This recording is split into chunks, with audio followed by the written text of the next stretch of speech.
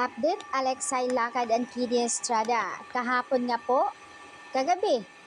Dahil nga sa live ni Kidy kung saan ay grabe ang papuri ng mga netizens para sa kanya. Hindi nga lang daw sa pagkanta, sa pagsayaw, kundi pati sa pagluto, pinasok na rin ni Kidy. In fairness naman, sariling business naman talaga ni Kidy. Plus bonus pa, napaka-supportive ng magulang ni Kidy like Tito Glenn. During the live ni Kidy Estrada, nandoon si Tito Glenn kung saan nakasupport at inaalalayan ang kamera. Umani ng papuri reaction ng mga netizens dito sa post ni Kidy kung saan ay naka-live kagabi. Ang daming mga nagbigay reaction, mga comment, mga good comment para kay Kidy na sinasabi nila bata pa lang pero natuto na siya mag-business. Dahil sa parents niya na very oriented, napakadisiplinado para kay Kidy. Yung parents comment dito, yung parents ni Kidy, napaka-supportive, no?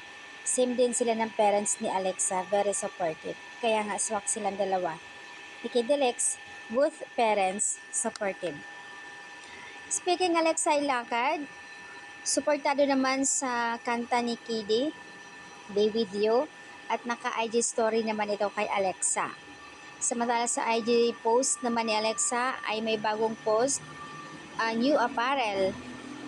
Check it out. Ayon doon sa post niya, may mga bagong brands na ipinost si Alexa.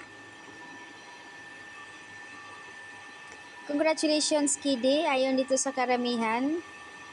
Bravo, sarap ng burger mo, nagugutom na kami sa comment dito.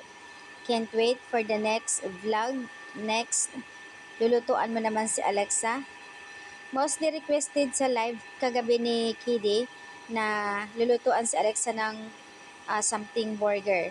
Pero ayaw kay Kidy, depende kasi may mga time na ayaw ni Alexa ng mga ganito, ganyan. So, alam na alam ni Kidy talaga kung ano yung mga test ni Alexa. Grabe, mahal na mahal talaga niya at alam niya yung anong favorite ni Alexa na kakainin. So, that's an update guys. Dito, congratulations sa song ni Kidy, Be With You. At dahil doon sa kanyang, pati na rin sa kanyang new business. Grabe. Next cooking vlog mo, guest mo si Alexa para masaya, request ng karamihan. Ang cute niyong dalawa talaga pag nagluto, sabay tawanan.